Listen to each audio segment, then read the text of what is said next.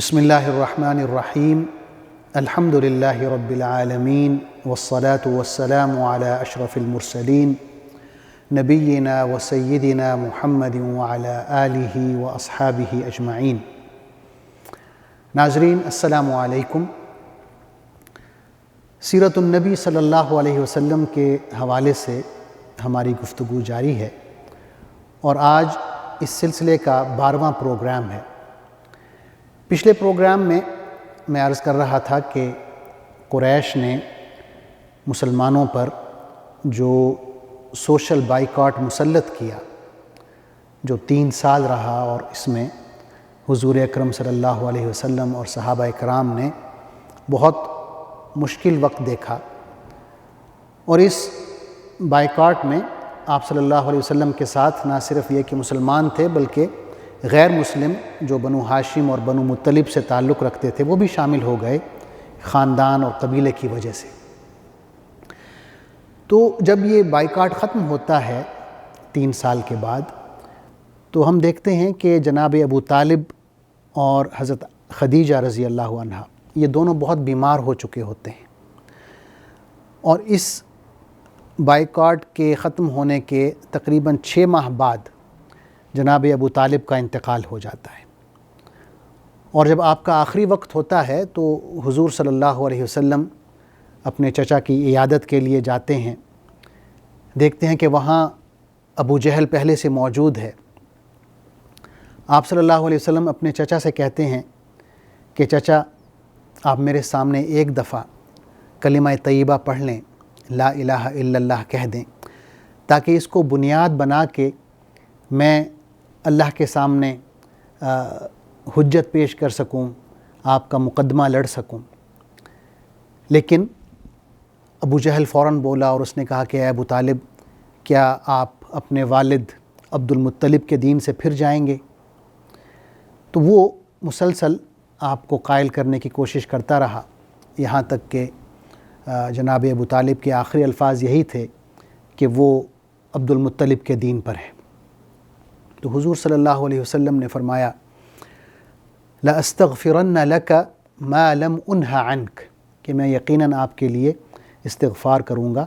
الا یہ کہ مجھے روک دیا جائے۔ اس پر سورہ توبہ کی آیت نازل ہوئی۔ اللہ تعالیٰ نے فرمایا مَا كَانَ لِلنَّبِيِّ وَالَّذِينَ آمَنُوا أَن يَسْتَغْفِرُوا لِلْمُشْرِكِينَ وَلَوْ كَانُوا أُولِي قُرْبَى مِن بَعْدِ مَا تَبَيَّنَ لَهُمْ أَنَّهُمْ أَصْحَابُ الْجَحِيمِ۔ اس کا مطلب ہے کہ نبی صلی اللہ علیہ وسلم کو اور ان لوگوں کو جو ایمان لائے ہیں یہ زیب نہیں دیتا کہ مشرکوں کے لیے مغفرت کی دعا کریں، چاہے وہ ان کے رشتہ دار ہی کیوں نہ ہوں، جبکہ ان پر یہ بات کھل چکی ہو کہ وہ جہنم کے مستحق ہیں۔ یا ایک اور آیت بھی نازل ہوئی سورہ قصص میں، اللہ تعالیٰ نے فرمایا اِنَّكَ لَا تَهْدِي مَنْ أَحْبَبْتَ وَلَكِنَّ اللَّهَ يَهْدِي مَن يَشَاءُ، کہ اے نبی صلی اللہ علیہ وسلم، آپ جسے چاہیں ہدایت نہیں دے سکتے بلکہ اللہ جسے چاہتا ہے ہدایت دیتا ہے۔ اور پھر یوں ہوا کہ جناب ابو طالب کی وفات کے بعد قریش کی جو بدتمیزیاں تھیں، گستاخیاں تھیں، ان میں اضافہ ہو جاتا ہے۔ قریش کا ایک سردار ہے، وہ آتا ہے اور آپ صلی اللہ علیہ وسلم کے سر میں مٹی ڈال دیتا ہے۔ آپ صلی اللہ علیہ وسلم اسی حالت میں گھر میں تشریف لاتے ہیں، آپ کی ایک صاحبزادی آپ کا سر دھوتی ہیں اور ساتھ میں رو بھی رہی ہوتی ہیں۔ آپ صلی اللہ علیہ وسلم انہیں تسلی دیتے ہیں کہ اے بیٹی مت روو، یقیناً اللہ تمہارے والد کی حفاظت کرے گا۔ اور پھر آپ نے یہ فرمایا کہ ابو طالب کی وفات کے بعد قریش کی بدتمیزیوں میں اضافہ ہو گیا ہے۔ اس کے بعد اللہ کا کرنا یہ ہوا کہ اس واقعے کے 2 ماہ بعد ہی آپ کی زوجہ محترمہ حضرت خدیجہ رضی اللہ عنہا بھی انتقال کر جاتی ہیں، اور یہ ماہ رمضان کا ہے واقعہ، اور نبوت کا 10واں سال ہے جس میں حضرت خدیجہ رضی اللہ عنہا کی وفات ہوتی ہے۔ آپ کا تذکرہ کرتے ہوئے حضور اکرم صلی اللہ علیہ وسلم آپ کو ان الفاظ میں یاد فرماتے ہیں آمنت بی حین کفر بی الناس وصدقتنی حین کذبنی الناس واشرکتنی فی مالها حین حرمنی الناس ورزقنی اللہ ولدها وحرم ولد غیرها، کہ خدیجہ رضی اللہ عنہ اس وقت مجھ پر ایمان لائیں جب لوگوں نے کفر کیا، انہوں نے اس وقت میری تصدیق کی جب لوگوں نے مجھے جھٹلایا اور انہوں نے مجھے اپنے مال میں شریک کیا جب کہ لوگوں نے مجھے محروم رکھا، اور اللہ نے صرف ان کے ہی بطن سے مجھے اولاد عطا فرمائی، دیگر زوجات سے، بیویوں سے مجھے اولاد نہیں دی۔ یعنی ایک آپ صلی اللہ علیہ وسلم انہیں اچھے الفاظ میں یاد فرما رہے تھے۔ اسی طرح بخاری شریف میں ایک حدیث ہے کہ ایک دفعہ حضرت جبریل علیہ السلام تشریف لاتے ہیں اور آپ صلی اللہ علیہ وسلم سے کہتے ہیں کہ اے اللہ کے رسول، تھوڑی دیر بعد حضرت خدیجہ تشریف لائیں گی، ان کے پاس کھانا ہوگا، جب وہ آ جائیں تو اللہ کی طرف سے آپ انہیں سلام پہنچائیں، اللہ کا سلام پہنچائیں، اور انہیں یہ بشارت دیں کہ اللہ تعالیٰ نے ان کے لیے جنت میں ایک گھر بنایا ہے جو خالص سونے کا ہے، اور اس میں کوئی شور شرابہ یا کسی قسم کی تھکاوٹ نہیں ہوگی، ایک پرسکون اور اطمینان کی کیفیت ہوگی۔ تو ناظرین، یہ جو دونوں حادثے ہیں، جناب ابو طالب کی وفات اور حضرت خدیجہ رضی اللہ تعالیٰ عنہ کی وفات، یہ یکے بعد دیگرے دونوں حادثات ہوتے ہیں، دونوں واقعے ہوتے ہیں، اور حضور اکرم صلی اللہ علیہ وسلم اتنے مغموم ہوتے ہیں، اتنے حزین ہوتے ہیں کہ اس سال کو عام الحزن کہلایا جاتا ہے، یعنی غموں کا سال۔ حضرت خدیجہ رضی اللہ عنہ کی وفات، جیسا کہ میں نے عرض کیا، نبوت کے 10ویں سال میں ہوتی ہے، ماہ رمضان میں، اور اس سے اگلے ماہ یعنی ماہ شوال میں اسی سال نبوت کے 10ویں سال حضور اکرم صلی اللہ علیہ وسلم حضرت سودا سے شادی کرتے ہیں۔ حضرت سودا بنت زمعہ اپنے خامند حضرت سکران کے ساتھ حبشہ کی طرف ہجرت کر گئی تھیں، لیکن حبشہ میں ہی ان کے خامند حضرت سکران فوت ہو جاتے ہیں، آپ بیوہ ہو جاتی ہیں اور مکہ واپس آ جاتی ہیں۔ تو آپ صلی اللہ علیہ وسلم کی حالت بھی یہی ہے کہ حضرت خدیجہ فوت ہو چکی ہیں، تو آپ صلی اللہ علیہ وسلم ان بیوہ خاتون سے شادی کر لیتے ہیں۔ اس کے فوراً بعد شوال میں ہی، نبوت کے 10ویں سال میں ہی، آپ صلی اللہ علیہ وسلم طائف کا سفر اختیار کرتے ہیں۔ یعنی مکہ والوں میں جب آپ دیکھتے ہیں کہ دعوت کا کام نہیں پھیل رہا اور مکہ والے جو ہیں مسلسل کفر کی اور انکار کی کیفیت میں ہیں اور مخالفت کی کیفیت میں ہیں، تو آپ یہ سوچتے ہیں کہ شاید مکہ سے باہر اگر ہم اس پیغام کو لے جائیں، اور مکہ کے قریب اور سب سے بڑا جو شہر تھا مکہ کے بعد وہ طائف تھا، تو آپ اپنے منہ بولے بیٹے حضرت زید بن حارثہ رضی اللہ عنہ کو ساتھ لیتے ہیں اور پیدل ہی طائف روانہ ہو جاتے ہیں۔ طائف مکہ سے تقریباً 60 میل یا 90 کلومیٹر دور ہے، تو آپ وہاں تشریف لے جاتے ہیں، اور اس وقت طائف پر 3 بھائیوں کی حکومت ہوتی ہے۔ 3 بھائی ہیں، ایک کا نام ہے مسعود، ایک کا نام ہے حبیب، اور ایک ہے عبد یا لیل۔ یہ تینوں طائف کے سردار ہیں۔ آپ ان سے ملتے ہیں، اسلام کی بات کرتے ہیں، اسلام کی دعوت دیتے ہیں، لیکن ان تینوں کا جواب جو ہے بہت بدتمیزی پر مبنی ہوتا ہے۔ پہلا کہتا ہے کہ اگر اللہ نے واقعی آپ کو نبی بنا کر بھیجا ہے تو میں کعبے کے پردے پھاڑ دوں گا۔ دوسرا کہتا ہے کہ کیا اللہ کو اور کوئی بندہ نہیں ملا تھا آپ کے علاوہ کہ اسے نبی بناتا؟ تیسرے نے کہا کہ بھئی میں تو آپ سے بات ہی نہیں کروں گا، اگر آپ واقعی اللہ کے نبی ہیں تو آپ بہت اہم شخصیت ہیں، آپ سے بات نہیں ہو سکتی، اور اگر آپ جھوٹے ہیں، نعوذ باللہ اللہ پر جھوٹ باندھ رہے ہیں، تو پھر آپ اس قابل نہیں ہیں کہ میں آپ سے بات کروں۔ تو اس طرح کہہ کے انہوں نے آپ صلی اللہ علیہ وسلم کی دعوت کو ٹھکرا دیا۔ آپ صلی اللہ علیہ وسلم 10 دن طائف میں رہتے ہیں، طائف کی جو اہم شخصیات ہیں ان سب سے ملتے ہیں، ملاقات کرتے ہیں، اسلام کی دعوت دیتے ہیں، لیکن جواب میں نہ صرف یہ کہ سب انکار کرتے ہیں، بلکہ آپ کو یہی کہتے ہیں کہ آپ فوراً ہمارے شہر سے نکل جائیں۔ اور جب آپ واپسی اختیار کرتے ہیں طائف سے، تو طائف کے جو سردار ہیں اپنے غلاموں کو اور دیگر جو اوباش قسم کے لوگ ہیں انہیں آپ کے پیچھے لگا دیتے ہیں، وہ آپ کو گالیاں دیتے ہیں، مذاق اڑاتے ہیں، آوازیں کستے ہیں اور پتھر مارتے ہیں۔ جناب زید بن حارثہ رضی اللہ عنہ کوشش کرتے ہیں کہ آپ صلی اللہ علیہ وسلم کو بچائیں، خود آگے آ جاتے پتھر کھانے کے لیے، لیکن اس کے باوجود آپ صلی اللہ علیہ وسلم کو اتنے پتھر لگتے ہیں کہ آپ کے جوتے خون سے بھر جاتے ہیں، یہاں تک کہ طائف سے 2-3 میل تک آپ باہر آ جاتے ہیں۔ حضرت عائشہ رضی اللہ عنہا یہ واقعہ بیان کرتی ہیں، صحیح بخاری میں ہے۔ حضرت عائشہ فرماتی ہیں کہ ایک دفعہ میں نے آپ صلی اللہ علیہ وسلم سے پوچھا کہ اللہ کے رسول، احد کا دن آپ پر بہت سخت گزرا، کیا کوئی ایسا دن بھی تھا جو احد سے بھی زیادہ سخت ہو آپ پر؟ تو آپ نے فرمایا کہ طائف کا دن احد سے بھی زیادہ سخت تھا۔ جب ان لوگوں نے مجھے وہاں سے نکالا، پتھر مارے، تو میں طائف سے نکلا اور دور تک چلتا گیا، یہاں تک کہ میں قرن المنازل پہنچ گیا۔ قرن المنازل وہ جگہ ہے جہاں آپ صلی اللہ علیہ وسلم نے اس جگہ کو بطور میقات کے متعین فرمایا ہے، یعنی اس جگہ کو آپ کراس نہیں کر سکتے بغیر احرام کے۔ اگر آپ حج یا عمرے کی نیت سے جا رہے ہیں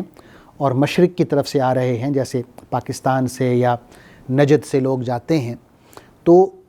طائف میں یہ مقام ہے۔ قرن الثعالب اس کا پرانا نام ہے، موجودہ نام اس کا ہے قرن المنازل، تو وہاں پر میقات ہے، وہاں پر آپ کو احرام باندھنا ہے اور احرام کے کپڑوں میں آپ کو پھر مکہ میں جانا ہے اگر آپ کی نیت عمرہ کرنے کی ہے یا حج کرنے کی ہے۔ تو آپ فرماتے ہیں جب میں قرن المنازل پہنچا تو میں نے اپنے اوپر ایک بادل دیکھا، سر اٹھا کے دیکھا تو اس میں جبریل علیہ السلام تھے۔ انہوں نے کہا کہ اے محمد صلی اللہ علیہ وسلم، یہ میرے ساتھ پہاڑوں کے فرشتے آئے ہیں اور یہ اللہ کی طرف سے آئے ہیں، آپ سے ملنا چاہ رہے ہیں۔ تو اتنی دیر میں پہاڑوں کا جو فرشتہ ہے وہ نیچے آیا، اس نے مجھے سلام کیا اور کہا کہ اے محمد صلی اللہ علیہ وسلم، آپ مجھے حکم دیں، اگر آپ چاہیں تو میں ان لوگوں کو جنہوں نے آپ کے ساتھ یہ سلوک کیا ہے، اور اللہ یہ سلوک دیکھ رہا تھا، اس نے مجھے بھیجا ہے، اگر آپ چاہیں تو میں ان لوگوں کو 2 پہاڑوں کے درمیان کچل دوں۔ تو آپ نے فرمایا کہ نہیں، ایسا نہیں کرنا، مجھے اللہ سے امید ہے کہ ہو سکتا ہے کہ انہی کی نسلوں میں سے لوگ آئیں جو اللہ کی توحید پر یقین رکھتے ہوں، جو شرک نہ کرتے ہوں۔ اور ایسا ہی ہوا، فتح مکہ کے بعد طائف کے لوگ بھی مسلمان ہو گئے۔ طائف سے نکل کے آپ صلی اللہ علیہ وسلم نے ایک بہت ہی خوبصورت دعا فرمائی ہے، اس کے الفاظ بھی بہت خوبصورت ہیں۔ آپ نے کہا اللہم الیک اشکو ضعف قوتی وقلت حیلتی وہوانی علی الناس یا ارحم الراحمین، کہ اے اللہ، میں اپنی کمزوری، اپنی کم طاقت، بے مائگی اور یہ جو لوگ میری بے عزتی کر رہے ہیں، اس کا صرف اور صرف تجھی سے شکوہ کرتا ہوں۔ تو ارحم الراحمین ہے، اگر تو مجھ پر ناراض نہیں ہے تو مجھے ساری دنیا میں کسی کی کوئی پرواہ نہیں ہے، جو میرے ساتھ جو بھی سلوک کرتا ہے کرے، جس طرح کی بدزبانی کرتا ہے کرے، مجھے صرف تیری رضا چاہیے۔ اگر تیرا غضب مجھ پر نازل نہیں ہوگا تو مجھے کوئی پرواہ نہیں ہے، یہ لوگ میرے ساتھ جو بھی سلوک کرتے ہیں۔ ایک طویل دعا ہے اور اس میں حضور اکرم صلی اللہ علیہ وسلم نہایت عاجزی سے اور تواضع سے اللہ کے سامنے گڑ گڑا کے یہ دعا کر رہے ہیں کہ اے اللہ، مجھے تیری مدد کی ضرورت ہے۔ اور پھر آپ اپنا سفر جاری رکھتے ہیں، یہاں تک کہ مکہ اور طائف کے درمیان ایک جگہ ہے وادی نخلہ، وہاں پر آپ قیام کرتے ہیں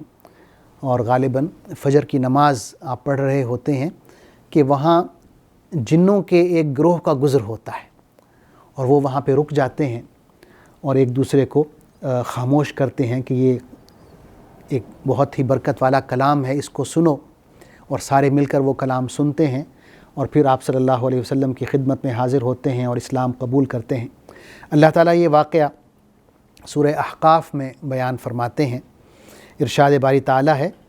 وَإِذْ صَرَفْنَا إِلَيْكَ نَفَرًا مِّنَ الْجِنِّ يَسْتَمِعُونَ الْقُرْآنَ فلما حضروه قالوا انصتوا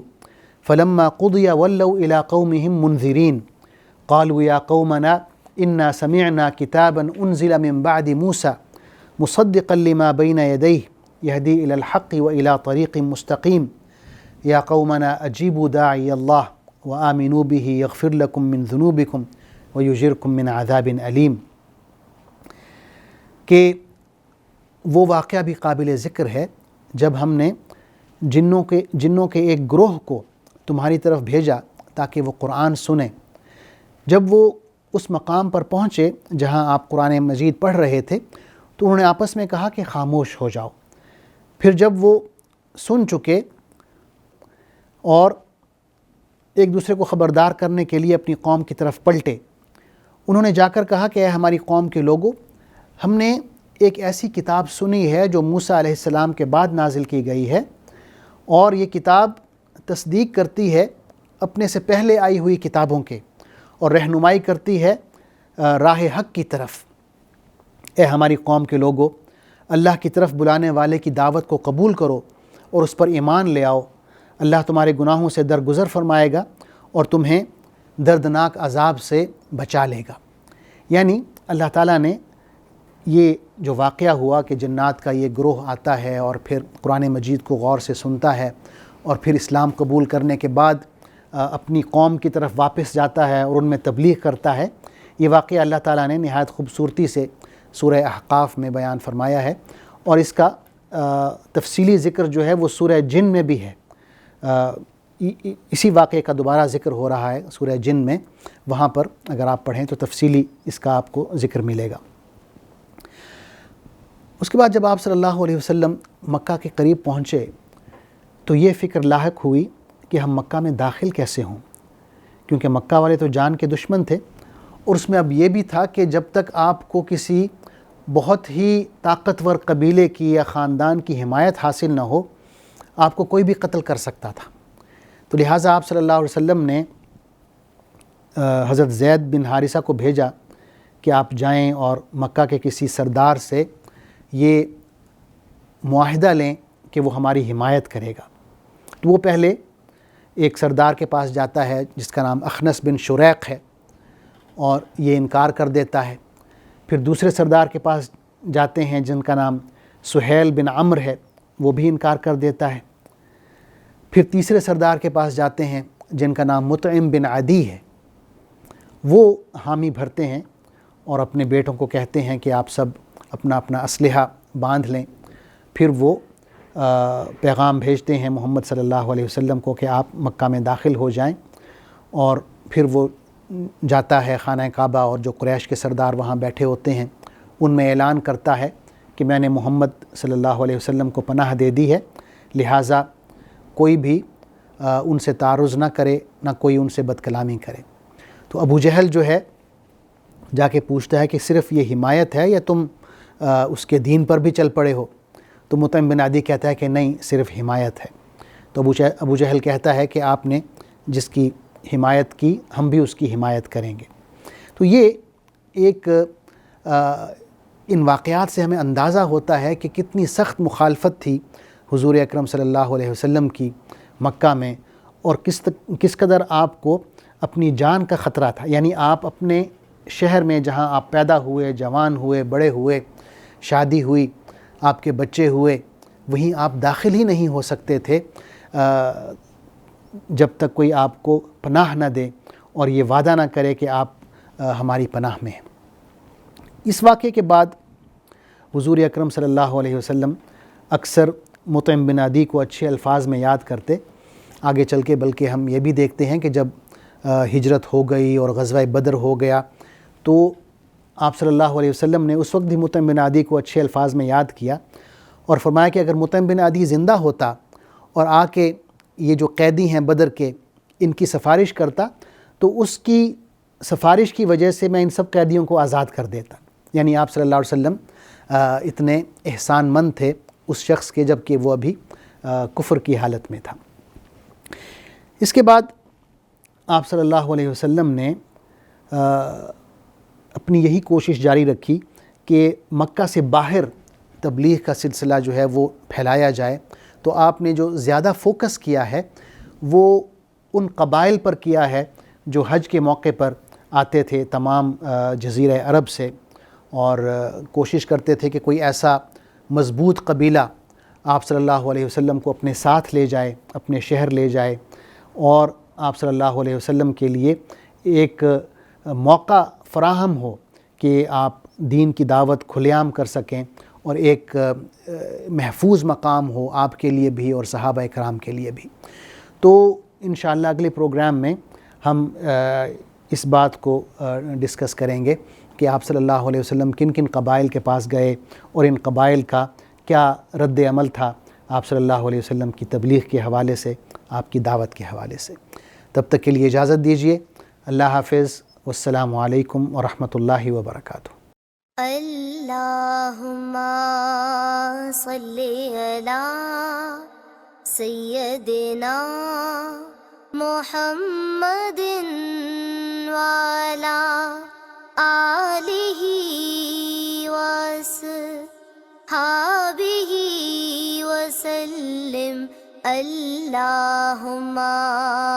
صلی علی سیدنا محمد وعلی